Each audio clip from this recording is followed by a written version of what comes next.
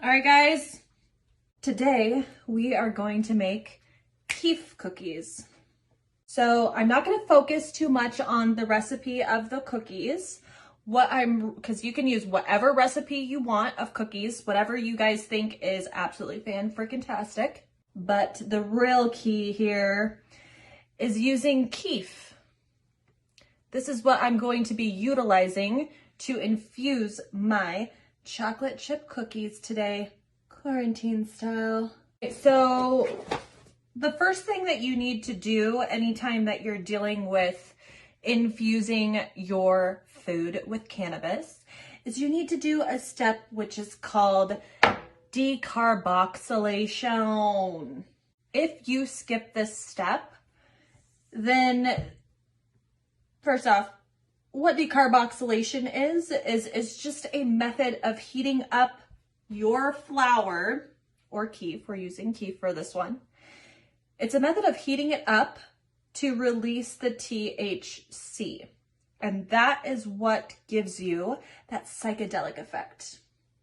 If you skip this step, you're just gonna have weed flavored food. Nothing is gonna happen. Okay, guys, so what I have here, so first off, preheat your oven to about 230 degrees Fahrenheit. I have a little cookie sheet here, and I'm gonna put just a little bit of keef. Keef is actually a lot more potent. Don't need very much keef. So I'm not going to be utilizing oil or butter as a means of infusing my cookies today. I'm actually gonna use straight keef. So this is so beautiful. It's like got almost like an orange tint to it. Ugh, it smells really good too. So I only need about 1/8 of a teaspoon for each cookie. So that tells me about how much I'm going to spread out onto my cookie sheet. Now that I've put it on the cookie sheet, I'm gonna put it in the oven at 230 degrees for 30 minutes. Beware that this is gonna make your entire house smell like pot. If you live in an apartment or a house or whatever and they're not cool with that, I don't really have any suggestions for you. It's just gonna smell like pot. As that cooks for 30 minutes, make your cookie dough. However you wanna do it, I'll leave that one up to you.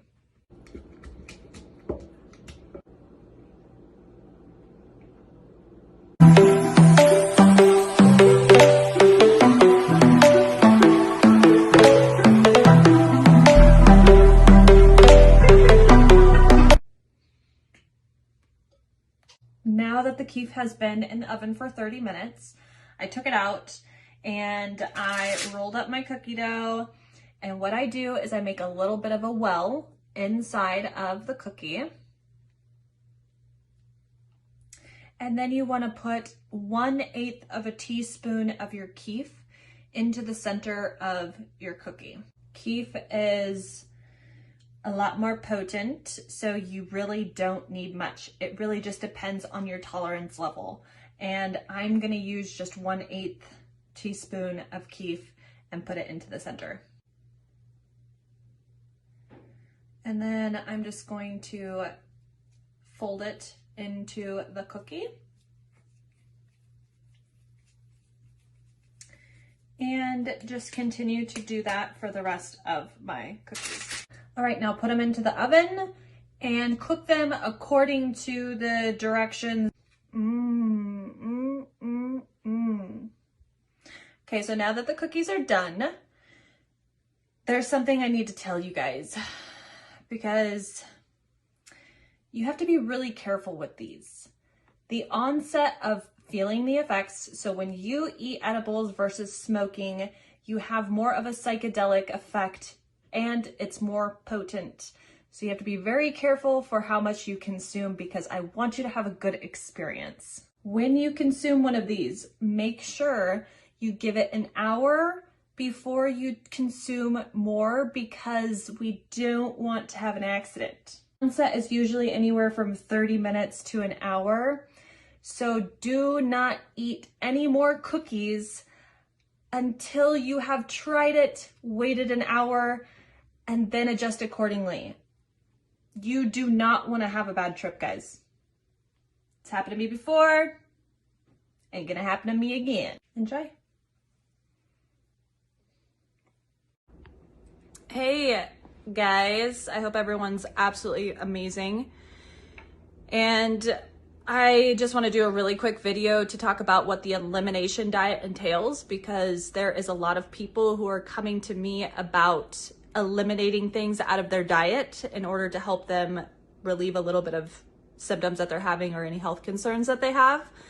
And it's kind of a hard process because once you go through the elimination diet, you actually have to stick to it. You cannot cheat, which is sometimes really hard for people, especially anybody who actually tries to go on a diet. A lot of times they want to cheat, but when you go onto an elimination diet, the key to an elimination diet is actually not cheating at all, because you have to completely diminish all of whatever it is inside of your body that is creating intolerances or allergens or inflammation in the body, and it has to completely diminish out of your body before you can reintroduce things back in and actually see symptoms and for what they are.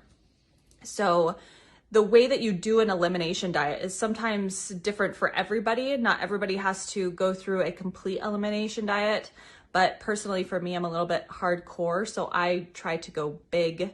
Sometimes I fail, but what you need to do is, if you feel like there is some type of food category like dairy or gluten or wheat or whatever it is that is creating symptoms in your body, what you need to do is you need to completely eliminate it from your diet completely for at least 8 weeks.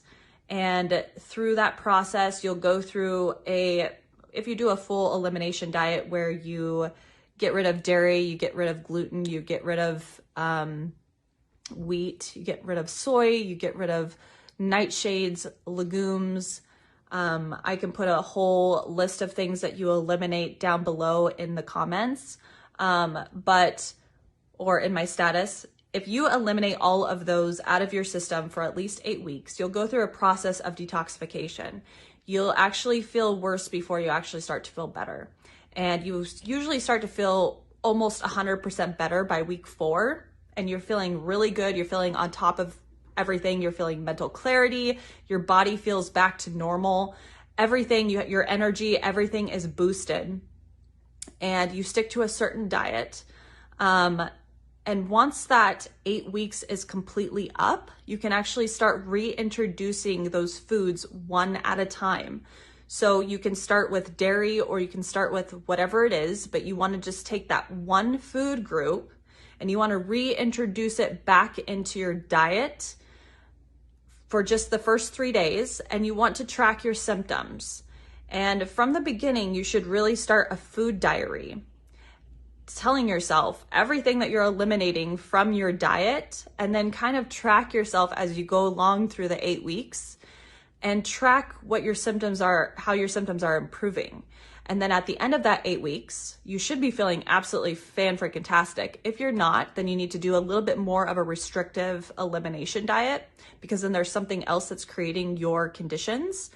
But once you reintroduce that food back in, sometimes you won't actually get a symptom until the 3rd day. And it can be anything from like brain fogginess or fatigue or being lethargic.